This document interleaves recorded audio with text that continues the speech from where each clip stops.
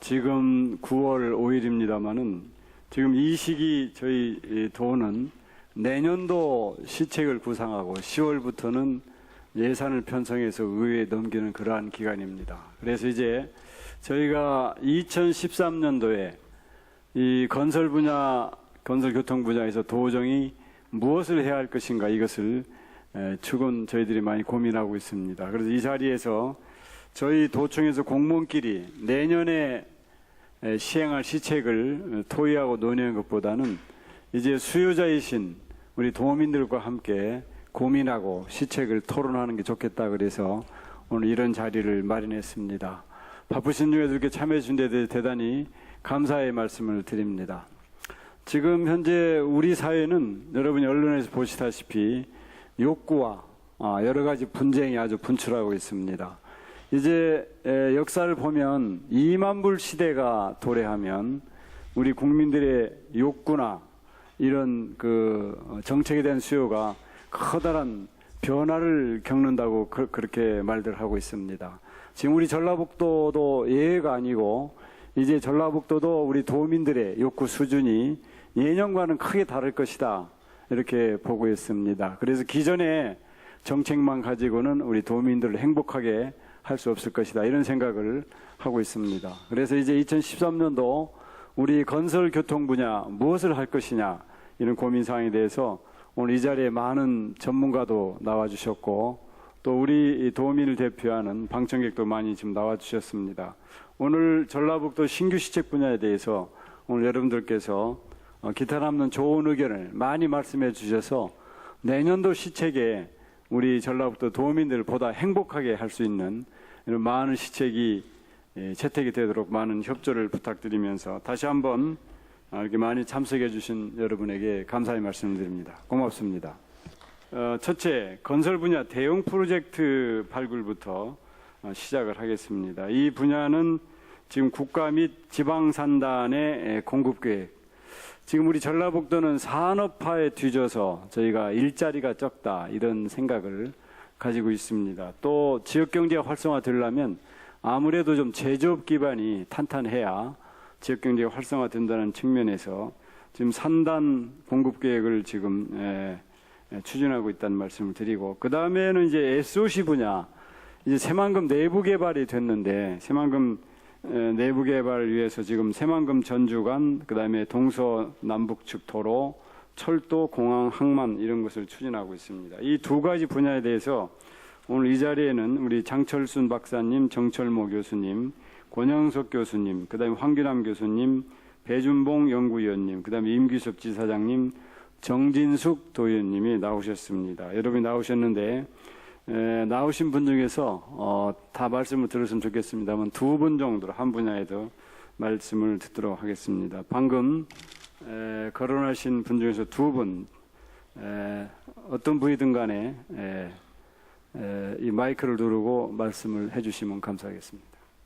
특히 이제 혁신국가산업단지 같은 경우에 아직 이제 그 LH가 이 수요를 아마 전망하고 그다음에 그거에 대한 계획을 어떻게 할 건지를 지금 연구하고 있는 걸로 알고 있습니다. 그렇지만 이 전국적인 그런 산업 수요 때문에 선뜻 아마 못 나서고 있는 걸로 그렇게 알고 있어서 이거를 지금 당장 추진하기보다는 좀 더 장기간에 걸친 사업으로 추진하는 게 좋겠다라는 생각이 들고요.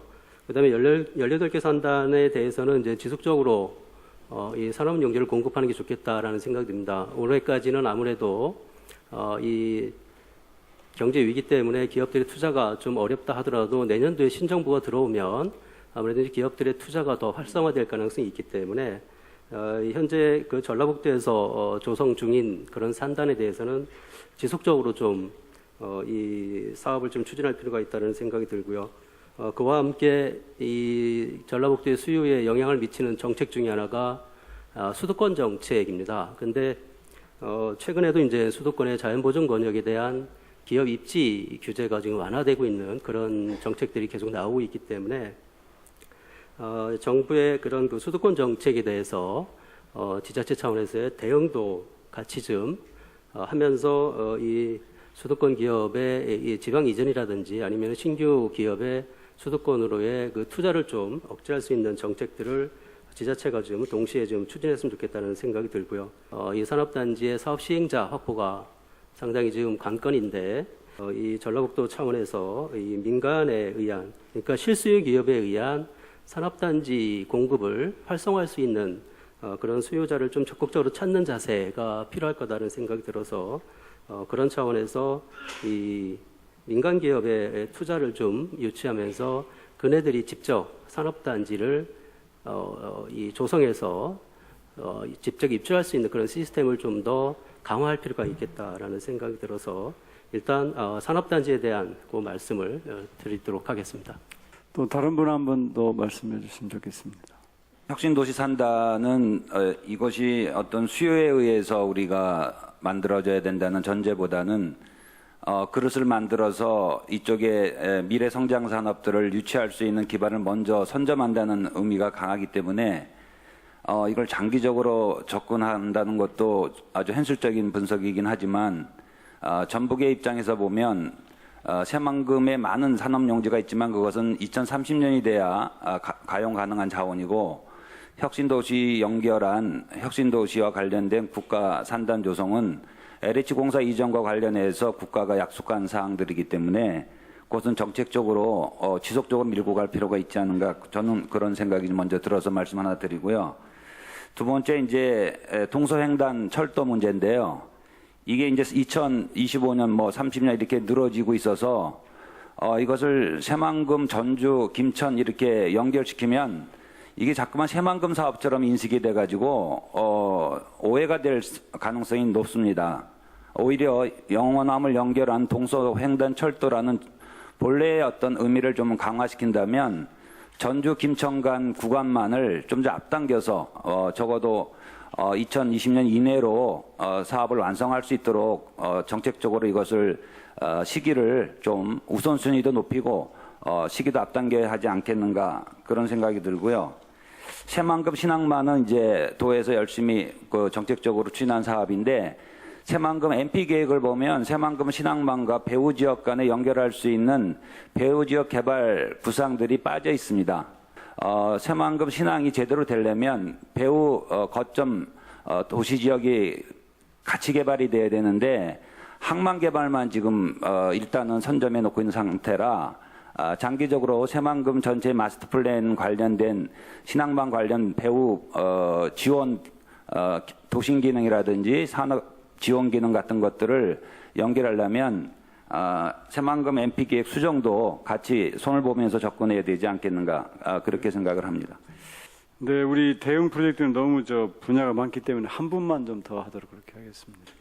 지금 제가 볼 때는 새만금 신항만이 참 저희 도지사님을 비롯해서 이 전라북도 도민이 참 온 협력하에 이루어진 아주 큰 성과라고 볼 수 있겠습니다.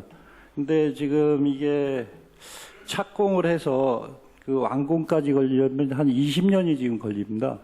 20년이 걸리는데 지금 사실은 기본 설계 때부터 좀 문제가 있기는 합니다만은 지금 방파제 지금 착공을 시작한 단계에서 어떤 배후 물류 단지로 해서 설계에 그런 보완이나 이런 사항이 제시가 되면 이게 과연 또 항만이 무사히 이게 건설이 완성될 수 있을까? 워낙 긴 시간이다 보니까 지금 그래서 이것을 일단은 그런 물류 단지는 1단계가 완공된 다음에 해도 지금 큰 문제는 없습니다. 하다 중지되고 이런 불상사들이 많이 발생했기 때문에 그런 면도 좀 우려스러운 면이라고 볼 수가 있겠습니다. 다음은 두 번째 토론 과제로 넘어가도록 하겠습니다. 두 번째는 서민 밀착형 이 사업을 발굴하는 토론입니다. 여기에는 이제 우선 요즘 건설 사업이 대단히 불황이기 때문에 건설 사업을 좀 활성화한다 할지, 원도심이 지금 침체돼서 어려워서 원도심을 활성화하는 문제랄지, 그다음에 이 서민 주거 임대 아파트를 좀 늘리는 문제, 이런 등등이 좀 되겠습니다. 지금 우리 개수로 따져도 우리 통계청 발표를 보면은 전국 우리 GDP 차지하는 비율이 평균 5.3%입니다 지금. 근데 우리 전라북도는 특히 얼마냐면 7.5%를 차지했거든요. 그러면 이 차지하는 비중이 굉장히 높거든요. 자, 이런 부분이 되어 있는데 우리 정부나 또 경기 침체로 인해서 지금 일할 수 있는 물량 자체가 아주 극한되기 때문에 결국은 우리가 신뢰를 좀 쌓아야겠다 하는 문제가 이건 대두가 됩니다, 보면은. 그래서 일부는 우리 도내 업체들이 이런 채산성이랄지 아니면 자금력이랄지 또 이 장비랄지 인력이나 기술력, 신용 이런 것을 굉장히 따져요. 우리 경쟁력을 띄우기 위해서 한 번 더 우리가 도에서 매년 다는 못하지만은 최소한으로 한 10몇 개, 한 20몇 개 이렇게 해서 공정을 해주면은 일본의 업체에서도 우리를 믿고 일가 많이 줄 거다 아니냐 이런 생각이 들어서 이러한 부분을 한번 제안합니다, 보면은. 그리고 특히 뭐냐면은 일군이 일을 받는다고 여기 55% 나와 있죠. 왜 안 오냐? 자기들이 데리고 다니는 하청업체가 있습니다. 근데 지역에다 주고 싶어도 밑들 못 오는 거예요. 그래서 오늘 이러한 신규 시적 과제 중에서 어쨌든 우리 지역에서 한번 이 종합이랄지 건설업체 이 사람들을 신용보조 측면에서 비예산 사업이지만은 이 사람들을 표창해서 격려도고 경쟁을 좀 유발시키면 좋지 않냐 이런 생각돼서 한번 제안해봤습니다. 이 전라북도에서 이 전라북도 건설업체한테 공증을 하자는 겁니까? 어떻게 하자는 아, 공정이 아니라요. 네. 그래도 이게 우리가 보면은 그 실적 공사를 해가지고 평가를 합니다. 보면은 공사를 많이 한 업체.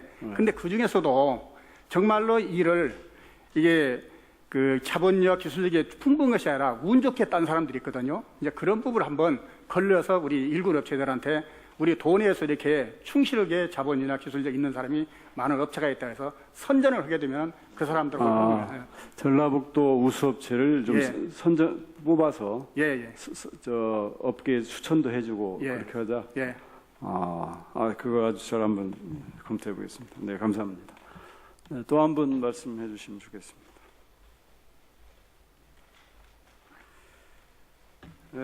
장철순 박사님, 정철 모시고 박창작 부장님 한번. 자체 그 사업 조정을 추진하는 과정에서 전라북도를 포함한 전국 사업장들이 많은 조정을 한 것은 사실입니다. 그 과정에서 이제 전라북도 관내에 임대주택 건설이 다소 좀 지연되고 있는 것이 현실이고요. 근데 지금 저희 LH의 어떤 경영 정상화 부분이 현재 예측하고 있기로는 2014년 이후부터는 정상화되라고 지금 보고 있는 14년이요? 예, 그렇습니다. 그래서 좀 그 이후에는 정상화 될 것 같고요. 그 이전에라도 나름대로 최선의 노력을 다하겠습니다. 아니 지금 제가 말씀드리는 것은 지금 LH가 지금 전라북도에 추진하는 사업이 19개 단지가 있습니다. 그 중에서 6개만 정상 추진되고 지금 사업 시기를 조정했다는 게 10개, 그 다음에 조기 착수한다고 하지 않고 있는 게 2개, 보력이 1개 이렇게 해서 지금 대부분의 LH가 추진하는 사업이 추진이 안 됨으로써 지금 아까 우리 홍성춘 사무처장님께서 굉장히 건설 경기가 침체됐다는데 LH가 하겠다는 사업만 착수를 해도 우리 전라북도 건설 경기가 대단히 활성화되고 좀 잘 될 것 같은데 제가 드리고 싶은 말은 이겁니다. LH가 물론 지금 빚이 많고 지금 여러 가지 어려움이 있다 그런 얘기인데 그래도 뭐 지방자치단체와 뭐 협력을 해서 뭔가 좀 활성화하는 방안이 있을 수 없겠느냐. 지금 구조조정 온다고 이렇게 19개 중에서 6개 정도 하게 되면 우리 이 지역 건설 경기는 아주 너무나 어렵고 또 지금 서민들이 많아서 임대 아파트를 좀 많이 공급을 해야 되는데 지금 서민들은 임대 아파트 아니고 지금 정상적인 아파트 구입하기는 너무나 열애없고 그래서 지금 LH가 어려운 가운데서 가령 지방자치단체나 다른데 가령 우리 전라북도의 업체가 어떤 협력이나 뭐 이런 걸 통해서 좀 해결할 방안은 없는지 그 점이 궁금해서 제가 좀 물어본 겁니다. 사실 지사님이 말씀하시는 부분들은 사실 제가 좀 답변하는 것이 적절한가 부분도 생각을 해봐야 되겠는데요. 어차피 이 부분은 저희 이제 회사 그 전체적인 차원에서 접근한 부분들이고, 근데 지금 저희들 같은 경우도 일단 그 전북 지역 본부에서 근무하면서 이 도내 여건이나 이런 부분들은 충분히 다 그 전달을 하고 있는데요. 아마 이제 이게 저희 전라북도뿐만이 아니고 타 시도도 좀 상황이 비슷합니다. 네. 우리 LH 박 부장님한테 좀 건의를 심각하게 좀 드리겠습니다. 아까 추상적으로 제가 어렵다고 했는데 정말 우리 종합건설업체가 그 한 부분만 얘기할게요. 680개가 있습니다. 근데 지금까지 공사 한 건 한 것이 203개밖에 안 됩니다. 그러면 결국 뭐냐? 나머지는 30%가 한 건도 수지 못 오고 민간 영역 왔다 갔다 하는데 그래서 내가 수치적으로 설명을 드리면은 거의 30%가 아무것도 하나도 일을 못했어요, 지금 이제. 그래서 그러한 물량 부족 문제. 그래서 오직 하면은 우리가 보증은 안 되지만은 우리 도내에도 이러한 그 알찬 건설이 있다. 그리고 시정 상태가 좋다. 그래서 추천을 해서 좀 일을 맡기려고 이러한 심각성이니까 좀 더 그 본사에 정말 적극적으로 좀 건의해서 일감 좀 만들어 주도록 이렇게 노력을 부탁드립니다.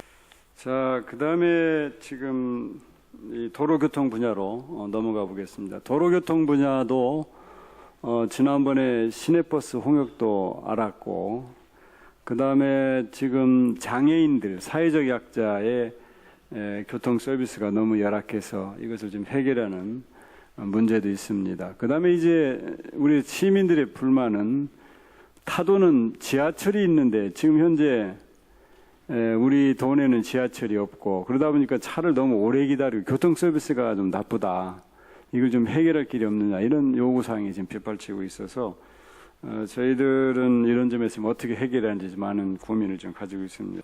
지금 새만금 지역을 토대로 해서 이제 어떻게 보면은 국가 기한 어떤 도로망이나 철도망으로 봐서는 영호남 지역에서는 저 1축이 저 밑에 이제 그 경전선 쪽이고 두 번째 축이 결론적으로 이제 그 88 도로 쪽이 되는 거고 거기 이제 그다음에 세 번째 축이 지금 2축이 되어 있습니다. 쉽게 얘기해서 이제 포항에서부터 대구에서 이제 전주에 해서 여기까지 연결되는 축인데 과연 이 축이 이제 조기에 만약에 건설을 요구할 수 있는 어떤 타당한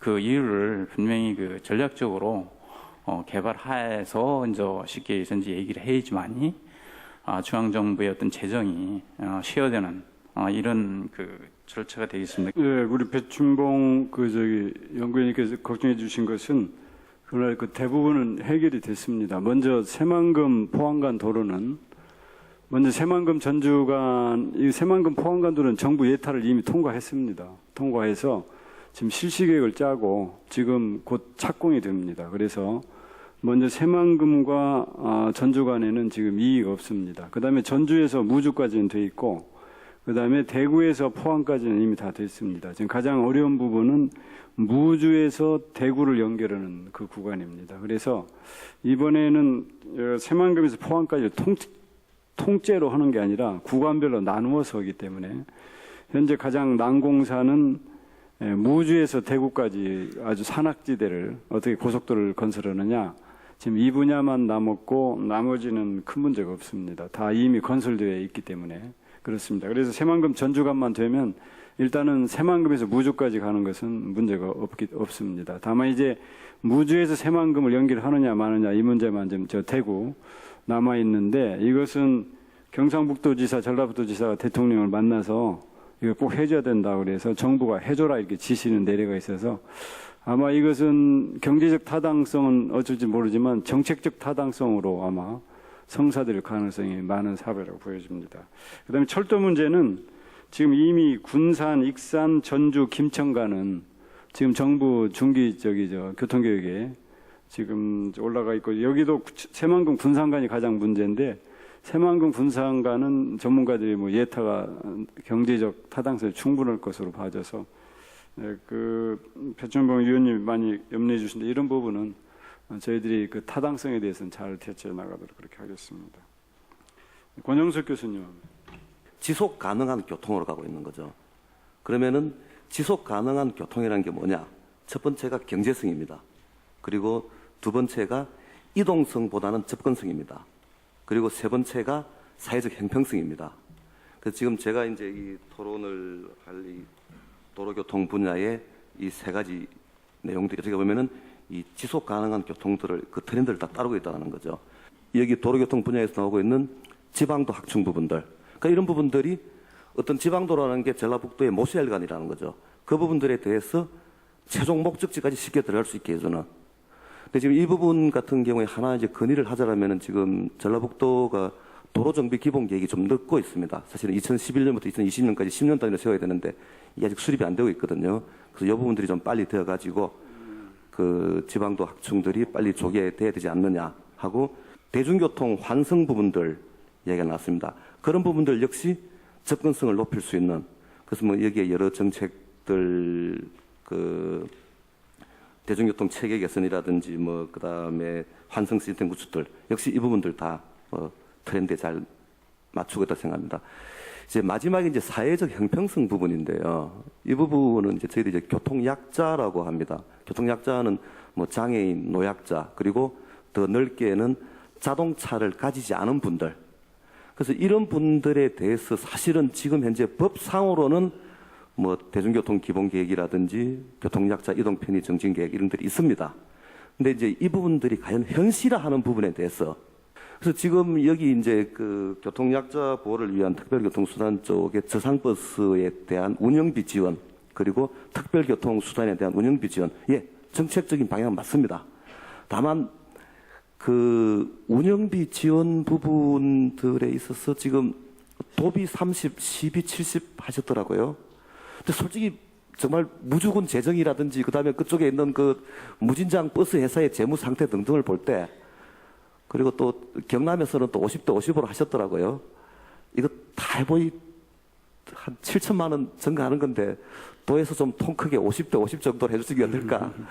그리고 특별교통수단, 그러니까 저희들이 사실은 보기에는 저상버스도 물론 계속적으로 확충해야 되지만은 정말 농촌 지역에 있어서 더 효율적인 어떤 교통약자를 위한 교통수단은 특별교통수단을 보고 있습니다. 그러니까 장애인 콜택시 비롯해가지고 그런 부분들에 대해서 지금 무지도에서 많이 구입을 하시고 그런 부분들은 정말 뭐 그 어떤 실무자분들한테 제가 칭찬을 드리고 싶고요. 거기 역시 운영비도 또 도비 30, 12, 70을 하셨더라고요. 조금 통 크게. 그리고 이제 마지막으로 그 운영 부분입니다. 운영 부분이 지금 특별교통수단 한 대당 한 1년에 2,800만 원 잡아 놓으셨던데 그 정도면은 통상 한 09시부터 17시까지 그 정도 운영할 수 있는 시간입니다.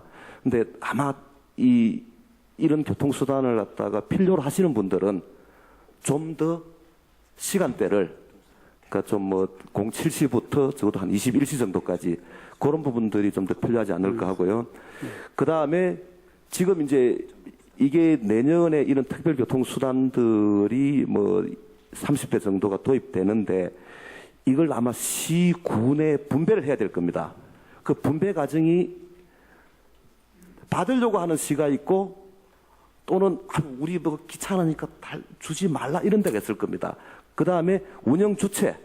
그러니까 지금은 뭐 전주시 같은 경우에는 뭐 곰돌이 단체 이런 식으로 그 장애인 단체에서 운영을 하는데 이 부분들이 대수가 많아지면은 제가 보기에는 어떤 뭐 특별교통 수단 뭐라 해야 될까요? 뭐 지원센터 이런 약간 준공공성이 필요하지 않을까. 사회적 약자에 대한 도의 정책을 이렇게 상세히 파악해 주셔서 좀 너무 감사합니다. 오늘 하신 말씀은 저희가 시군과 충분히 한번 협의를 해보도록 하겠습니다.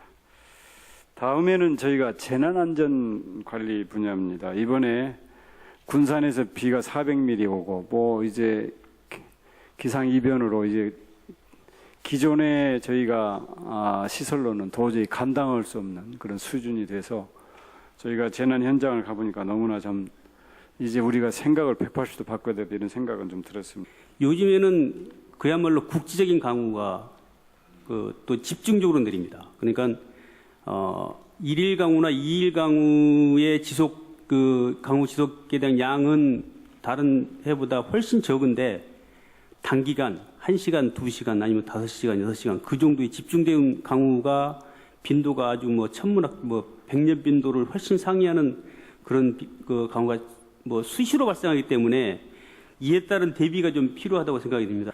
언사이트에 대해서 특히 저지대나 아니면 그 도시 지역의 침수 피해로 해서 피해액이 많은 그런 지역을 집중적으로 그런 지역에다가 저리시설 같은 거 만드는 그런 대책으로 좀 전환이 될 필요가 있다고 생각합니다. 복구비를 키울 것이 아니라 예방비를 많이 투자를 해서 복구비가 줄어들 수 있도록 그렇게 사전에 예방 사업을 많이 추진을 해야 될 것 같은 그런 생각이 듭니다. 정태성 박사님.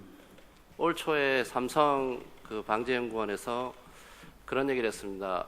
루사매미와 유사한 강한 태풍이 올 것이다. 그럴 때 사실은 사람들이 참 반신반의했었는데 그런 것이 실제 현실이 되었고 또 두 개의 태풍이 함께 오면서 많은 피해를 입히고 했는데 사실 이런 것들이 이제 왜 중요해졌냐면 이런 것이 이제 우리의 현실 그리고 우리 피부로 느끼게 되었다는 거죠. 어떤 걸 의미하냐면 대처를 해야 되고 대응을 해야 되고 적응을 해야 된다는 걸 의미하는 거죠. 그런데 실제적으로 이런 부분이 결국은 예산과 밀접한 관계가 있습니다. 그런 예산을 쓰기 위해서 사실은 여기도 보면 도시계획에 반영하고 도시계획을 할 때 이런 재난관리 이런 부분을 포함을 하고 이런 것들을 좀 체계적으로 관리할 수 있는 또 체계적으로 도시계획을 해서 좀 안전한 도시를 만들고 안전한 건물, 안전한 빌딩을 만들겠다고 하는 건데 사실 이런 부분을 하려면 예산과 밀접한 관계가 있는데 예전에는 그런 부분이 참 설득이 어려웠습니다. 이준열 팀장님도 한번 말씀해 주세요. 용담댐이나 섬진강댐, 부안댐으로부터 사실은 그 깨끗하고 풍부한 물을 사실 공급받고 있습니다. 단, 그 강들이 다른 지자체와 공유하고 있습니다. 그래서 지자체 간에 약간의 물 분쟁이 있었고 지금도 잠재적인 그런 상황으로 알고 있습니다. 특히 용담댐 같은 경우는 그 배부받은 물량의 한 30% 정도만 지금 쓰고 있기 때문에 비교적 많은 물이 현재로 좀 비축이 되어 있는 그런 상황입니다. 하지만 작년을 보면은 새만금이라든지 혁신도시 같은 그런 용수 수요가 지속적으로 있을 거고요. 또 작년에 완료한 그 전라북도 수자원 장기 종합 계획을 검토해 보니 2025년도 정도에 한 1억 2천만 톤 정도의 연간 물이 부족한 걸로 검토가 되었습니다. 따라서 이에 대한 대비가 필요하고요. 또한 홍수에 대해서 말씀드리면은 작년에 만경강 동진강 유역에 홍수 피해를 입었습니다. 이거는 그 만경강 동진강이 유일하게 그 상류에 홍수를 이렇게 컨트롤할 수 있는 그런 시설이 없는 강입니다. 그래서 아마 그 홍수를 전량 하천에 이제 제방에 의존하는 그러한 그 때문에 피해를 입은 것으로 알고 있습니다. 그래 이러한 취수나 이수 문제를 해결하기 위해서 다양한 방법이 있습니다만 전라북도 수자원 장기종합 계획을 기준으로 말씀드리면은 물론 일단은 신규 수자원 시설을 개발하는 방안이 있고요. 그리고 기존에 있는 시설을 최대한 극대화해서 활용하는 방안이 있을 수가 있겠습니다. 또한 그 농업 지역에서는 지하수 개발 같은 것도 가능하리라고 생각합니다. 정진숙 도의원님도 나오셨는데 한번 하실 말씀 있으면. 느낀 것 중에 가장 최근 시사성이 있는 걸 한 말씀 드리자면 8월에 집중호우 때문에 전라북도 곳곳에서 많이 피해를 봤는데 제가 5월에 5분 발언 때 그 국지성호에 대비한 대책을 좀 간단하게 발표를 했었습니다. 그때 제가 주장했던 게 지금 관련 공무원들이 계시니까 다음에 꼭 참고를 하시라고 좀 말씀을 드리는데 사실 비가 적게 오나 많이 오나 가장 우리가 가까이서 볼 수 있는 화수강구 입구는 반드시 막혀 있습니다. 비가 오기 시작하면 근처에 있는 쓰레기나 먼지나 나뭇잎 정도로 막히면 거의 그래서 비가 오자마자 하수구로 물이 빠져나가는 것보다는 길 위로 물이 움직이고 있죠. 그러다 보니까 길은 여러분도 아시다시피 전부 다 콘크리트, 아스팔트 그러기 때문에 비가 오고 나서 한 10분 정도 되면 전부 다 길이 둥둥 떠 있는 그런 현실이거든요.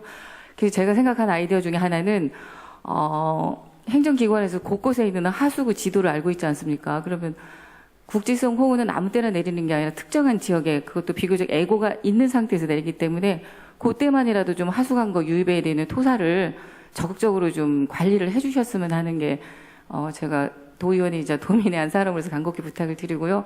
우리 임기섭 지사장님 빠지셨는데 한번 말씀.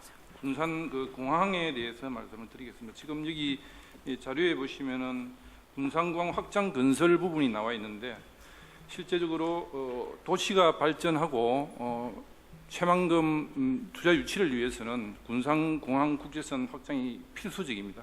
이거는 선택이 아니고 필수입니다.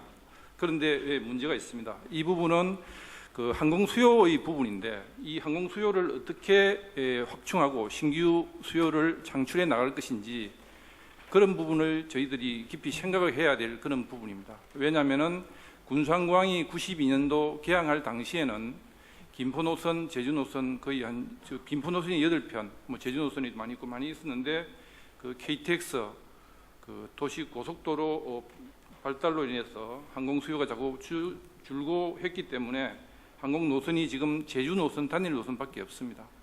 그 국제선이 필요한데 앞으로 국내선 활성화 이 부분이 가장 또 필요한 시기입니다.